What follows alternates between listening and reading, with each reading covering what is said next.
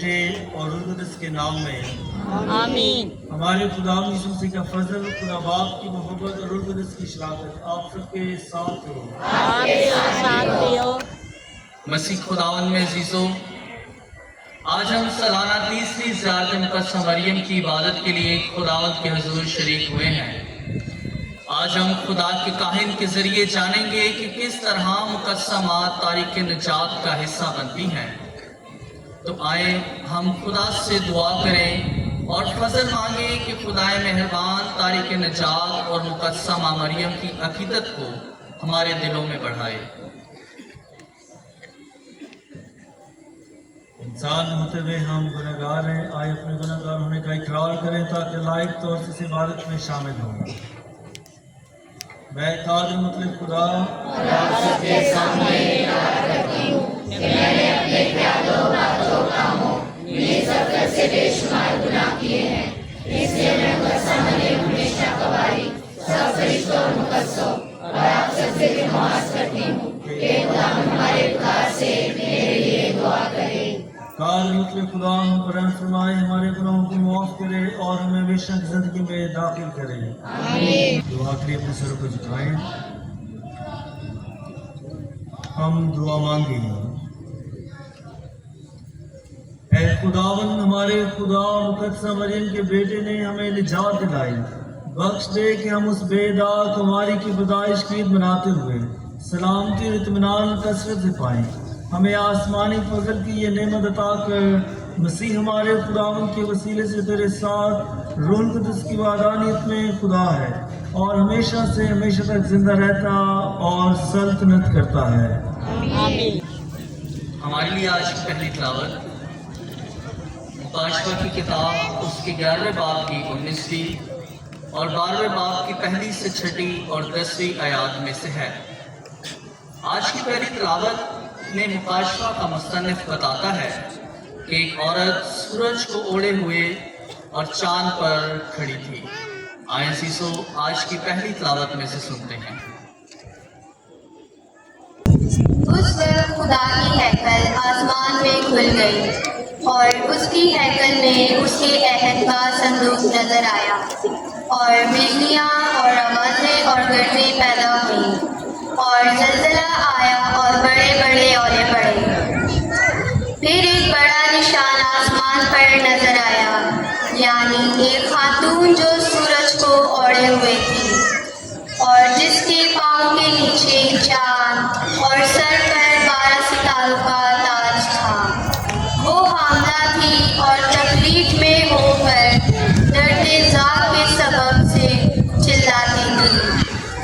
تب ایک اور نشان آسمان پر دکھائی دیا، اور دیکھو سرخ رنگ کا ایک بڑا اژدہا جس کے 7 سر اور 10 سینگ تھے اور 7 تاج اس کے سروں پر تھے، اور اس کی دھن نے آسمان کے تہائی کے ستاروں کو کھینچ کر زمین پر گرا دیا۔ پھر اژدہا اس خاتون کے آگے جس کا بچہ پیدا ہونے کو تھا جا کھڑا ہوا، تاکہ جب بچہ پیدا ہو اسے نگل جائے، اور اس کے ہاں نرینا فرزند ہوا جو لوہے کی عصا کے سبب سے سب قوموں پر حکومت کرے گا، اور اس کا فرزند خدا اور اس کے تخت کے پاس تک اٹھا لیا گیا، اور وہ خاتون بیابان میں بھاگ گئی جہاں خدا نے اس کے لیے جگہ تیار کی ہے، تاکہ وہاں 1207 دن تک اس کی پرورش کی جائے۔ تب میں نے ایک بڑی آواز آسمان میں یہ کہتے سنی کہ اب نجات اور قدرت ہمارے خدا کی بادشاہت اور اس کے مسیح کا اختیار ظاہر ہوا۔ پاک کلام میں پڑھے اور سنے جانے پر خدا کی برکت ہو۔ ہم سب کا آج کا جماعتی جواب: ملکہ تیرے دہنے ہاتھ اور فیل کے سونے سے مزین کھڑی ہے۔ ملکہ تیرے دہنے ہاتھ اور